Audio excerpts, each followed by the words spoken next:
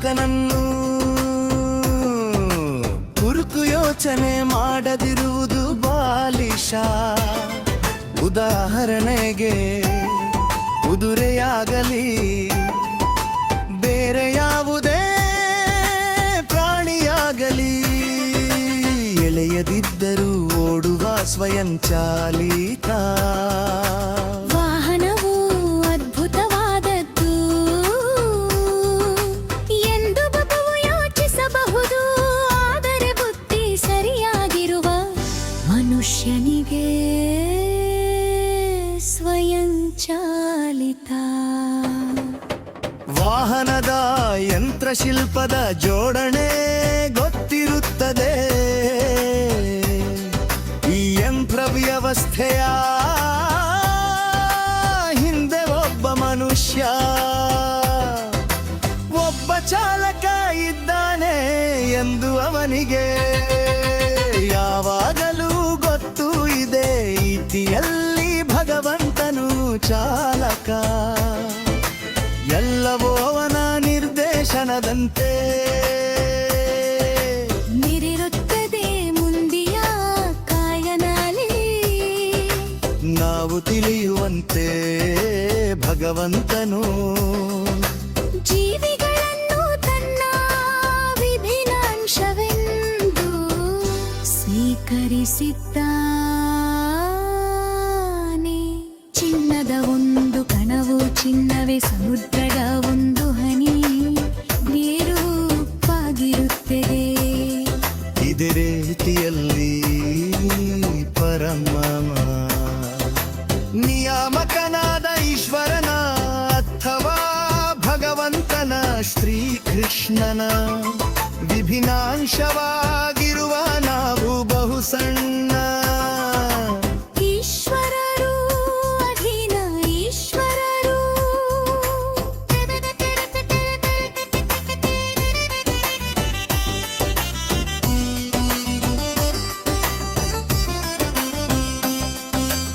ಅದುದರಿಂದ ಪರಮ ಪ್ರಭುವಿನ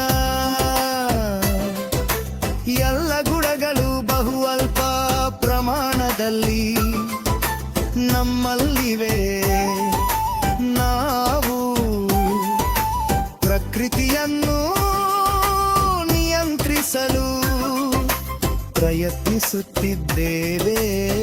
ಏಕೆಂದರೆ ನಾವು ಈಗ ಬಾಹ್ಯಾಕಾಶವನ್ನು ಅಥವಾ ಗ್ರಹಗಳನ್ನು ನಿಯಂತ್ರಿಸಲು ಪ್ರಯತ್ನಿಸುತ್ತಿದ್ದೇವೆ ಮತ್ತು ನಿಯಂತ್ರಿಸುವ ಈ ಪ್ರವೃತ್ತಿ ಇರುವುದು ಏಕೆಂದರೆ ಅದು ಕೃಷ್ಣನಲ್ಲಿರೇ. ಆದರೆ ಈಗ ಪ್ರಕೃತಿಯ ಮೇಲೆ ಪ್ರಭುತ್ವ ಸಾಧಿಸುವ ಪ್ರವೃತ್ತಿಯು ನಮ್ಮಲ್ಲಿದ್ದರೂ ನಾವೇ ಪರಮ ನಿಯಾಮಕರಮ್ಮ ಎನ್ನುವುದನ್ನು ನಾವು ತಿಳಿದುಕೊಳ್ಳಬೇಕು. ಇದನ್ನು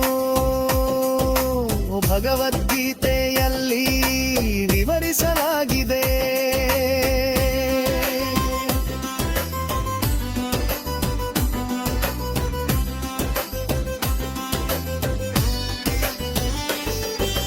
ಭೌತಿಕ ಪ್ರಕೃತಿ ಎಂದರೇನು? ಇದನ್ನು ಕೂಡ ಭಗವದ್ಗೀತೆಯಲ್ಲಿ ತೆರೆದಚ್ಚೆ ತರಗತಿ ಎಂದು ವಿವರಿಸಿದೆ. ಜೀವಿಯನ್ನು ಮೇಲಚ್ಚಿ ಪ್ರಕೃತಿ ಎಂದು ಕರೆದಿದೆ. ಕೆಳದರ್ಜೆಯಾಗಲಿ ಮೇಲ್ದರ್ಜೆಯಾಗಲಿ ಪ್ರಕೃತಿಯು ಯಾವಾಗಲೂ ನಿಯಂತ್ರಣದಲ್ಲಿ ಪ್ರಣಲ್ಲಿ ಪ್ರಕೃತಿಗನ್ನು ಮತ್ತು ಹೆಂಡತಿಯ ಚಟುವಟಿಕೆಗಳನ್ನು ಗಂಡನು ನಿಯಂತ್ರಿಸುವಂತೆ ಭಗವಂತನು ಪ್ರಕೃತಿಯನ್ನು ನಿಯಂತ್ರಿಸುತ್ತಾನೆ. ಪ್ರಕೃತಿಯು ಯಾವಾಗಲೂ ಅಧೀನವಳು ಭಗವಂತನ ಆಧಿಪತ್ಯಕ್ಕೆ ಒಳಪಟ್ಟಿರುತ್ತನತಿ. ಭಗವಂತನು ಅಧಿಪತಿ ಜೀವಿಗಳು ಮುತ್ತು ಬುದ್ಧಕ್ಕೆ ಪ್ರಕೃತಿ ಇದ್ದರೂ ಅಧೀನರು ಭಗವಂತನು ಅವರನ್ನು ನಿಯಂತ್ರಿಸುತ್ತಾನೆ. ಗೀತೆಯಲ್ಲಿ ಹೇಳಿರುವಂತೆ ಜೀವಿಗಳು ಭಗವಂತನ ಅಂಶಗಳಾದರೂ ಅವರನ್ನು ಪ್ರಕೃತಿ ಎಂದೇ ಪರಿಗಣಿಸಬೇಕು. ಇದನ್ನು ಭಗವದ್ಗೀತೆಯ 7ನೆಯ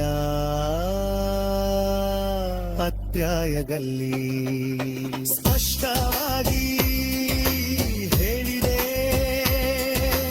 ಅಪರೇ ಅಮಿತಸ್ತ್ರನ್ಯಾಗ ಸಮರ್ಥ ತಾಪಸರೂರಲ ಮೇನೆ ಶಾಶ್ವತ ಕಾಲವಿದೆ. ಹತ್ತಿಯಾಯಿ ಮೋನು ದುರ್ಗಾ ಸೇರುನಿತೆಯಿಂದಾಗಿ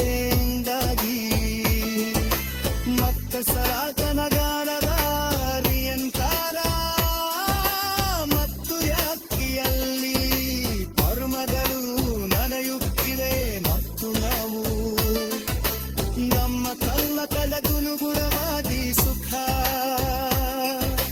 ಮಕ್ಕಳನ್ನು ಅನುಭವಿಸುತ್ತಿದ್ದೇನೆ. ಬಾದು ನನಗೆ ಮಾರಪ್ಪಾಯ ಮಹಾರ ಮುತ್ತುವಿಯಾಲಿತ್ತು ಬುದ್ಧಿಯೈತನಾಗಿ ಹರಪಿಷ್ಟು ಪತ್ತೋ ಬ್ಯಾಂಕಿನಲ್ಲಿ